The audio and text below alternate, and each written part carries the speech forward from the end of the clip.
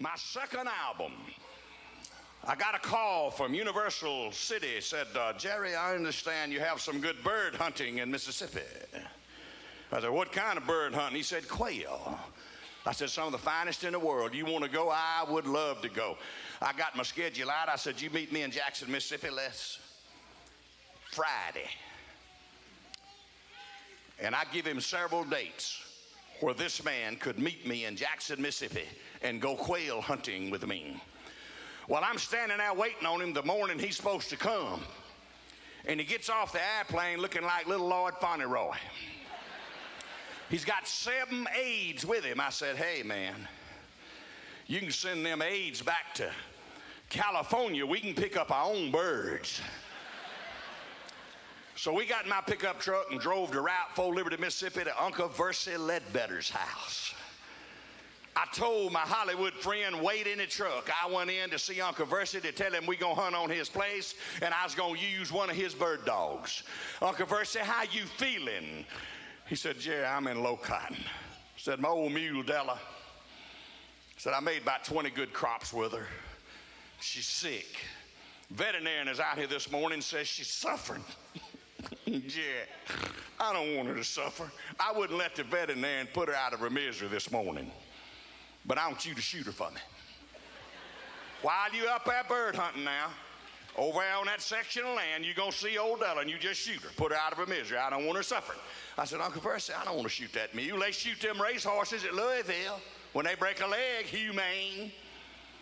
I said, all right. So I'm starting back to the truck and I got to thinking,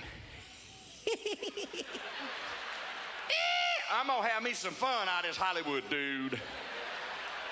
I jumped up in the cab of that truck and I started beating the dash. I said, that old man said I couldn't hunt on his place. Good as I've been to him, I've been knowing him all my life. Fought a war with his young'uns. He said, you get that Hollywood dude with that goatee off of my place. Oh, and I scratched off, throwed rocks all up on the side of the barn. And I get near back to the main road and there's old Della, that blind mule eating grass. I slam on brakes. I said, that old man be ugly to me. I'll just kill his mule. And I jumped out of that truck and I said, boom, boom, and down old Della went graveyard dead. About that time I heard 3 shots up at the truck, boom, boom, boom. I said, fella, what in the world are you doing? He said, Jerry, that old man upset you so bad I killed 3 of his cows.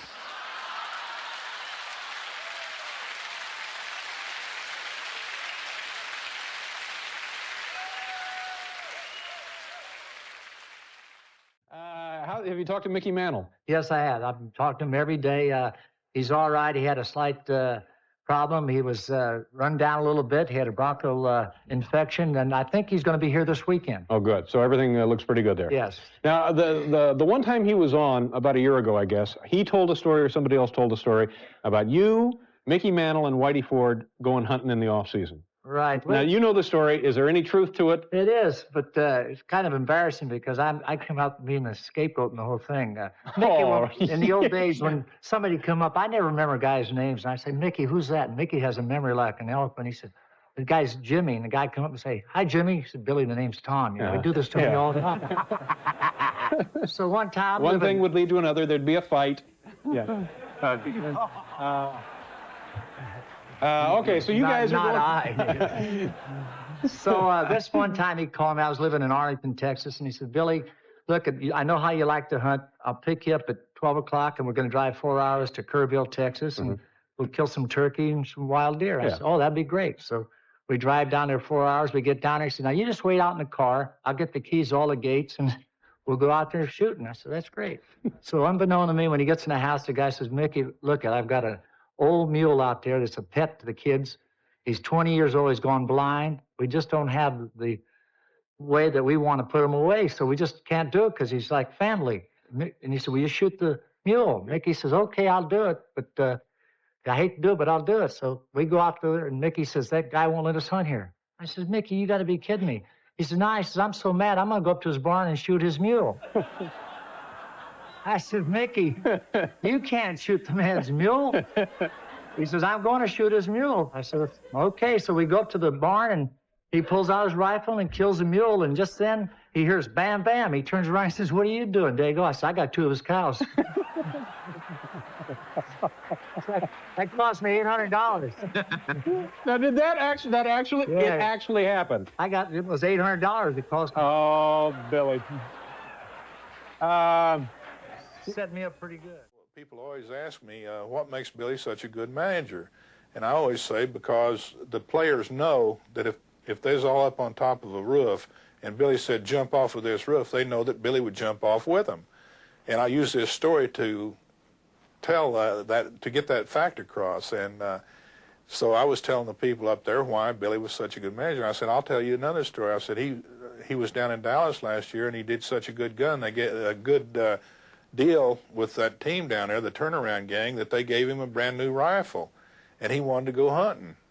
So I said, well, I'll take you down. I said, I know a guy down around San Antonio on a ranch outside of San Antonio in Lakey, Texas. He's a doctor, and he's a good friend of mine. I'm pretty sure he'll let us go hunting on his ranch.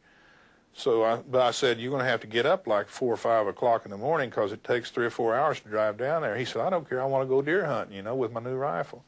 So we drive all the way down there, you know, and I said, now you wait in the car, and I'll go up and knock on the door, and I'll ask the doctor if it's all right for us to go hunting. So he stayed in the car. I go up and knock on the door. The doctor comes to the door, and he said, hey, Mick, what are you doing down here? I said, well, I got Billy Martin, the new manager of the Rangers, with me out in the car, and we was wondering if we could go deer hunting on your ranch. He said, oh, sure, anytime, you know, come on down. He said, and I started to walk off. He said, but you got to leave the car there and walk through the barnyard. And he says, hey, by the way, would you do me a favor? I said, what's that? He said, when you go through the barnyard, so you see that old mule standing over there by the barn? I said, yeah. He said, would you shoot that mule for me? I said, oh, Doc, we don't want to shoot your mule, you know. We come down here to hunt deer. He said, well, if you'd be doing me a big favor, because he said, I just don't have the heart. I've had him a long time. He's about 20 years old. He hasn't done any work for 10 years. I'm going to have him put away anyway. If you'd shoot him for me, you'd really be doing me a big favor. So I said, okay, we'll shoot the mule. So I'm walking back to the car. I think, I'm going to pull a joke on Billy, you know. So I run out to the car, and I yanked the door open. I said, give me my rifle. Billy goes, what's the matter? I said, we drove 4 hours to get down here to go deer hunting. This guy said we can't go deer hunting. I'm going to shoot his mule. Billy goes, don't do that. He's trying to grab the rifle back. You know, so we'll get in jail, we'll get in trouble and everything. I said, give me the rifle. I finally get the rifle away from him. I go running out to the barn, shoot the mule right in the neck, right? Mule falls over. About that time right behind me, I hear bam, bam, bam. I turn around, there's Billy with his gun. I said, Billy, what are you doing? He said, I got 3 of these cows.